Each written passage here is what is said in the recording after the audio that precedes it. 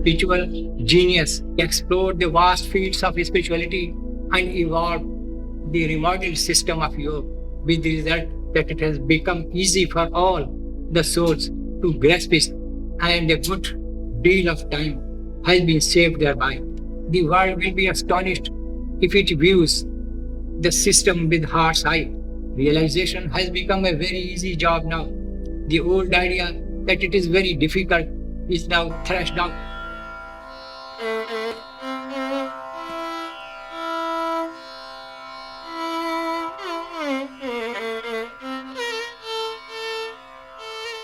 భగవంతుడు నన్ను కరుణించి అనుగ్రహించడానికి మానవ రూపంలో అరుదించిన ఆ క్షణం ఎట్టకేలకు అవతరించింది. నన్ను అర్థం చేసుకుని నాపై దయచూపగల సశరీరుడై ఉన్న ఆయన దివ్యశక్తి స్వరూపాన్ని నా వద్దకు భగవంతుడు పంపించాడు. అది నాకు ఒక విశ్వరూప సందర్శనం వంటి స్థితి. నా రక్షకుడు దయతో నా చేయి పట్టుకుని అత్యల్ప స్థాయి నుండి అత్యున్నత స్థాయికి క్షణకాలంలో నన్ను నడిపించారు.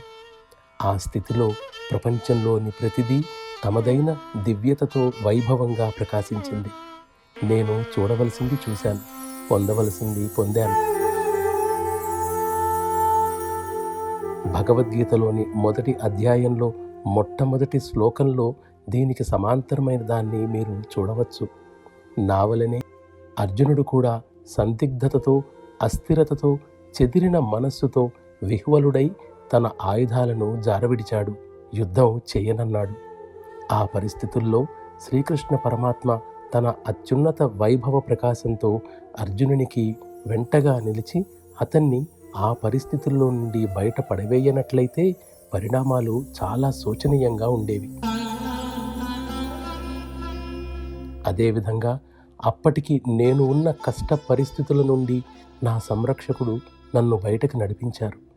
అర్జునునికి శ్రీకృష్ణుని రూపంలో ఆలంబన లభించినట్లుగానే నాకు ప్రాపంచిక ప్రమాదాలను ఎదుర్కొనే ధైర్యాన్ని నా మార్గదర్శి రాయపూర్కి చెందిన మౌల్వీ ఫజల్ అహ్మద్ ఖాన్ సాహెబ్ గారి ద్వారా లభించింది. మొదటి రోజునే వారు నా చెవిలో మంత్రాన్ని బోధిస్తూ, మొట్టమొదటి నుండే నీ నిజతత్వం దివ్య సత్యం వైపుకు పురోగమిస్తోంది. నీవు ఒక దివ్య సత్పురుషునికి మారురూపంగా భాషించాలి. ప్రపంచానికి దివ్య సత్యాన్ని ఉన్నదున్నట్లుగా నీవు చూపాలి అన్నారు. ధ్రువ పదాన్ని చేరుకోవడానికి అంతరంగ ప్రేరణ ఆధారితమైన దివ్య మార్గాన్ని అనుసరించు. దివ్య సత్యాన్ని మాత్రమే ఆశ్రయిస్తూ నీ పాత్ర పోషించటానికి మాయను ఒక పరికరంగా వినియోగించుకో అని ఆయన బోధించారు.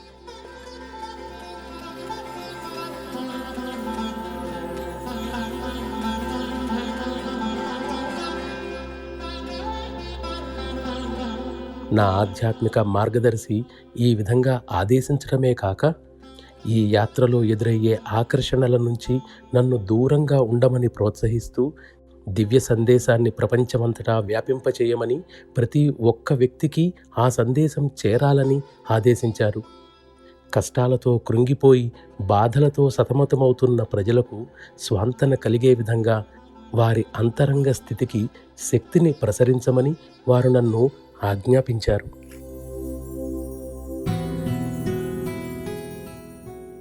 అప్పటి జిల్లా కలెక్టర్ మా నాన్నగారికి స్నేహితుడు. ఆయనకు మా కష్టాలన్నీ తెలుసు. ఆయన దయవల్ల వారి ఆఫీసులోనే నాకు ఉద్యోగం లభించింది. ఫరూకాబాద్ జిల్లాలోని గ్రామీణ ప్రాంతపు ప్రధాన కార్యాలయమైన ఫతేగఢ్లోనే నా ఉద్యోగ జీవితం మొత్తం ఇంచుమించుగా గడిచిపోయింది. ఉద్యోగంలోనూ కుటుంబ జీవనంలోనూ కూడా చాలాసార్లు భగవంతుని కృపాకటాక్షాలకు నోచుకున్న అదృష్టవంతుణ్ణి నేను. భగవంతుని దయ వల్ల నాకు 8 మంది కుమార్తెలు, 2 కుమారులు. పెద్దవాడు చిరంజీవి హరీష్ చంద్ర కేవలం కొద్ది సంస్కారాలతోనే వచ్చినందువల్ల 2-3 సంవత్సరాలకే ఇక్కడ తన పని పూర్తి చేసుకున్నాడు. చిరంజీవి జగ్మోహన్ని సత్సంగీయ సోదరులందరూ జగ్గుబాబు అని పిలిచేవారు. అతని చక్కని గుణాల వల్ల అందరి మన్ననలు అందుకునేవాడు. నా చిన్న కుమార్తె సుశీల ఒక పువ్వు వలె సుకుమారమైనది. అందరిలోకి చిన్నదైనందువల్ల అందరికీ ప్రీతిపాత్రమైనది. ఒకసారి నా కుటుంబంతో నేను నా సద్గురువు గారింటికి వెళ్ళాను.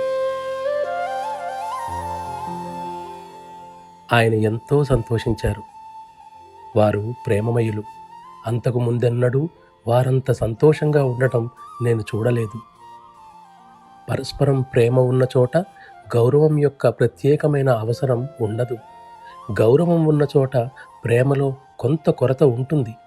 ఇద్దరికీ ఏకమైన భావన ఏర్పడితే అక్కడ ప్రేమ మాత్రమే ఉంటుంది. ఆ ఏకత్వ భావనలో ఎవరూ ఎక్కువ కాదు, తక్కువ కాదు. అటువంటి స్థితిలో భక్తుడు ఉన్నప్పుడు అతడు ఏం చేసినా నిజానికి అది భగవంతునిలో క్రీడించటమే అవుతుంది. ఇటువంటి ప్రేమమయ వాతావరణంలో నా సద్గురువు నా భార్యకు కూడా ఉపదేశమిచ్చారు. ఇప్పటి వరకు ఈ మార్గంలో నేను ఒంటరిని. ఇది నా జీవితం నాకిచ్చిన బహుమతి. ఆ విధంగా అది ఒక పండుగ రోజు, నా జీవితంలో మరుపురాని మధురమైన రోజు. 1928లో జరిగిన ఒక సంఘటనను మీకు చెప్పాలి. ఆ రోజుల్లో నేను ఫతేగర్ కోర్టులోని రికార్డుల విభాగంలో ముఖ్య గుమాస్తాగా పనిచేసేవాడిని. ఒకరోజు ఆ మరునాడు ఇన్స్పెక్షన్ నిమిత్తం కమిషనర్ గారు మా ఆఫీసుకు వస్తున్నారని తెలిసింది. అయితే అదే రోజు సాయంత్రం ప్రియమైన సత్సంగి సోదరులు కొందరు మా ఇంటికి వచ్చారు. రాత్రి పొద్దుపోయే వరకు భగవంతుని గురించి మాట్లాడుకున్నాం. తెల్లవారేదాకా కూడా మేము చర్చని కొనసాగించాం. వారందరినీ ఒంటరిగా వదలటానికి మనస్కరించక నేను ఆఫీసుకు వెళ్ళలేదు. హఠాత్తుగా ఆ రోజు కమిషనర్ గారు ఇన్స్పెక్షన్ చేయడానికి వస్తున్నారనే సంగతి నాకు జ్ఞాపకం వచ్చింది. భయంతో భగవంతుని స్మరిస్తూ ఆఫీసుకు పరిగెత్తాను. నా ఉద్యోగం ఊడిపోతుందని ఎంతో కంగారు పడ్డాను. ఆఫీసుకు చేరుకుని తనిఖీకి వచ్చిన కమిషనర్ గారు నేను లేకపోవడం చూసి ఏమని అనుకుని ఉంటారో అని, ఆయనకు నా మీద చెడ్డ అభిప్రాయం కలిగి ఉంటుందని, ఆ కారణంగా కలెక్టర్ గారి చేతిలో నాకు చీవాట్లు తప్పవని ఆలోచించడం మొదలుపెట్టాను. నా ప్రక్కన కూర్చునే ఒక క్లర్క్ని అడిగాను, ఇన్స్పెక్షన్ బాగా జరిగిందా? ఏ ఇబ్బంది ఎదురవ్వలేదు కదా? కొంతమంది ముఖ్యమైన అతిథులు ఇంటికి వచ్చినందువల్ల నాకేమి చెయ్యాలో పాలుపోలేదు. నేను వారిని వదిలి రాలేకపోయాను. నేను లేకుండా తనిఖీ జరగడం తలుచుకుంటేనే నాకు చాలా కంగారుగా ఉంది. నా జీవితంలో ఇలాంటి తప్పు జరగటం ఇదే మొదటిసారి. నా కోసం ఏమైనా కబురు పెట్టారా? ఈ ప్రశ్నలన్నీ ఒక్క గుక్కలో అడిగాను. నా అవస్థ చూసి ఆ వ్యక్తి నవ్వుతూ ఒక విధంగా మందలిస్తూ ఇలా అన్నాడు, ఏం సార్, మీరు ఆట పట్టించటానికి ఇంత పెద్ద వయసులో ఉన్న నేనే దొరికానా? ఇన్స్పెక్షన్ పూర్తయి వారంతా ఇప్పుడే వెళ్ళిపోయారు. అడిగిన ప్రతి ఫైలుని రికార్డు గది నుంచి చాలా చాకచక్యంతో వెంటనే మీరు తెచ్చిన పద్ధతి చూసి అందరూ చాలా ఆశ్చర్యపోయారు. ఇప్పుడేమో మీరు నాతో పరాచకాలు ఆడుతున్నారు. మీరు ఇంతకు ముందెన్నడూ ఇలా ప్రవర్తించలేదే? ఆ జవాబు నా ముఖం మీద కొట్టినట్లు అనిపించింది. నేను విభ్రాంతిలో మునిగిపోయాను.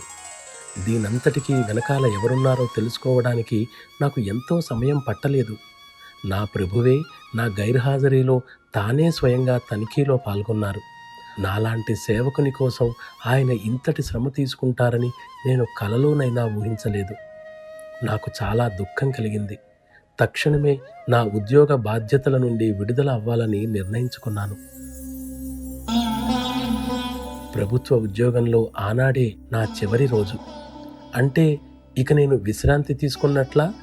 లేదండి, లేదు. ప్రభుత్వ సేవ నుంచి విరమించుకొని ప్రభువు సేవకు ఉపక్రమించాను.